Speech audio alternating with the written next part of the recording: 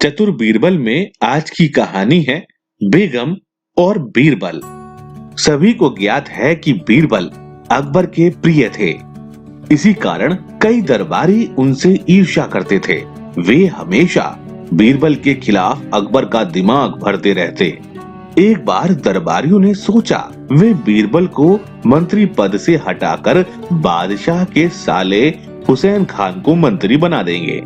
वे हुसैन खान के घर गए और उससे पूछने लगे, क्या तुम मंत्री बनोगे? हुसैन खान बोला, किंतु जब तक बीरबल है बादशाह कभी भी मुझे मंत्री नहीं बनाएंगे। एक दरबारी बोला, तुम अपनी बहन से सिफारिश क्यों नहीं करवाते? हाँ, ये अच्छा उपाय है, कल मैं अपनी बहन के पास जाऊंगा। हुसैन बोला। अगले दिन वह अपनी बहन जो बादशाह की बेगम थी उससे मिला और उसे बादशाह अकबर से अपने मंत्री बनाने वाली बात मनवाने को कहा। जब महाराज आए तो बेगम ने कहा, मैं अपने भाई हुसैन खान को बीरबल की जगह मंत्री बनवाना चाहती हूँ।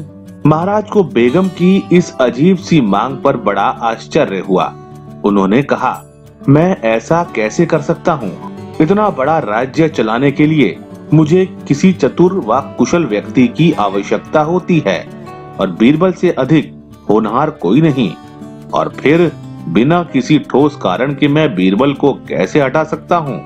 बेगम ने सुझाया, आप उसे कुछ ऐसा कठिन काम करने को दीजिए जो वह नहीं कर सके और इस बहाने आप उसे हटा दीजिए। अकबर बोले, ठीक है, तब तुम ही ऐसा कोई काम बताओ। बेगम बोली, जब आप शाही बगीचे में सैर कर रहे हो तब आप बीरबल को मुझे लिवा लाने का आदेश दीजिए। मुझे विश्वास है वह इसमें सफल नहीं होगा। बादशाह राजी हो गए और अगले दिन बगीचे में घूमते वक्त उन्होंने बीरबल से महारानी को लिवा लाने का आदेश दिया। उन्होंने यह भी कहा कि यदि वे बेगम को नहीं ला पाए तो उन्हें मंत्री पद से हटाकर हुसैन खान को मंत्री बना दिया जाएगा। बीरबल समझ गए कि उनके दुश्मनों ने उनसे छुटकारा पाने की कोई चाल चली है। उन्होंने एक तरकीब सोची। उन्होंने अपने दूत को बुलाया व पूरी योजना समझाई। फिर वे बेगम के महल में गए और बादशाह का संदेश दिया। उन्होंने कहा, जहां पना बगीचे में टहल रहे हैं वह आपसे वहां मिलना चाहते हैं। उसी समय वह दूत वहां आया और बीरबल से बोला, हुजूर, मुझे आपसे अकेले में कुछ कहना है।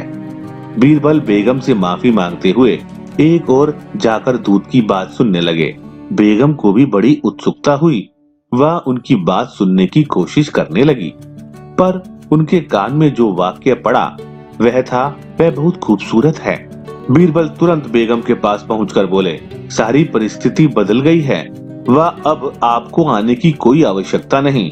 बेगम साहिबा और बीरबल चले गए, किंतु बेगम को शक हो गया। उन्होंने सोचा निश्चय ही कोई सुंदर स्त्री बादशाह से मिलने आई है। वह बीरबल नहीं चाहते कि मैं बादशाह व उस स्त्री को अकेले में देख लूं।